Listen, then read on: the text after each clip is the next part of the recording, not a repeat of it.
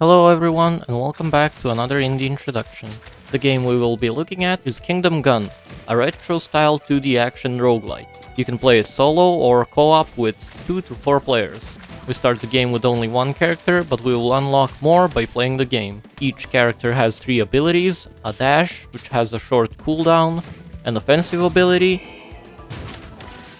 and an ultimate ability. After we finish the tutorial, we can roam around the battleship and start doing runs. Let's take a look at what kind of stuff we have on the battleship.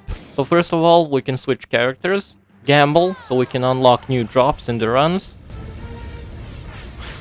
Look at this guy lift weights.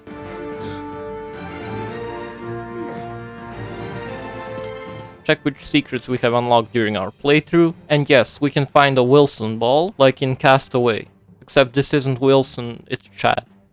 And finally we have the teleporter, that will start the run, and if we flip the switch, we will enable Chad mode. Oh, and the teleporter isn't the only way to start a run. So the map order is always the same. There are 5 maps, and a boss after each one. The first map is Ligma's Beach. Can someone remind me, Ligma, what? The maps don't feel that different each run, and there are repeating patterns you will notice after only a couple of runs. What is different each time though, is where the chests and portals appear. Of course, the chests are also random every time. There are chests that contain buffs, which we will talk about later, and weapons. And there are a lot of weapons. The weapons are all a bit goofy, and each one is pretty unique. So you can definitely find a weapon that will fit your playstyle.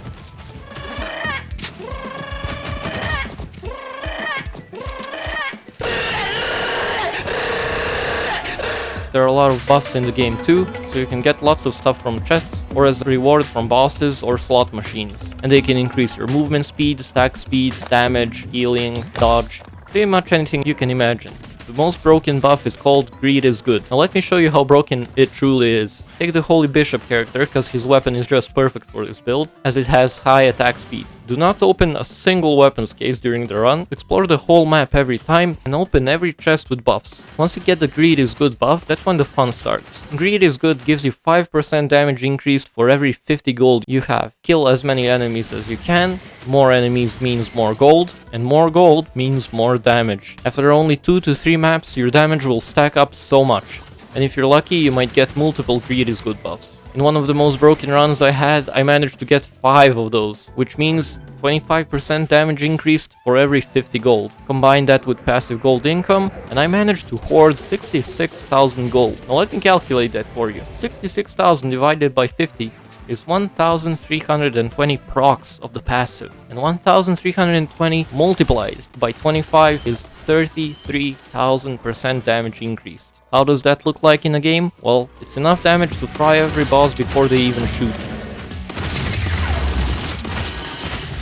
So there are 2 things I don't like about the game. When you beat the last boss of the game, it starts looping.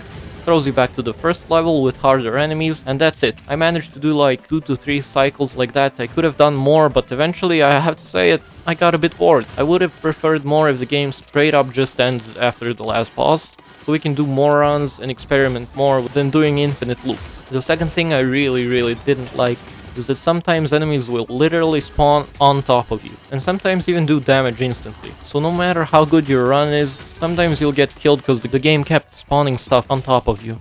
Oh yeah, one more thing. I'll have to lower the grade of the game because the devs still think Rickroll is funny and put it on their Steam page. That will be all for this video. I enjoyed doing some runs of Kingdom Gun. I do hope they will release more updates though. It has potential to be a pretty good game. If you enjoyed this video, please leave a like and a subscribe. It means a lot to my channel, and if you have any recommendations for a new video, leave a comment and I will reply.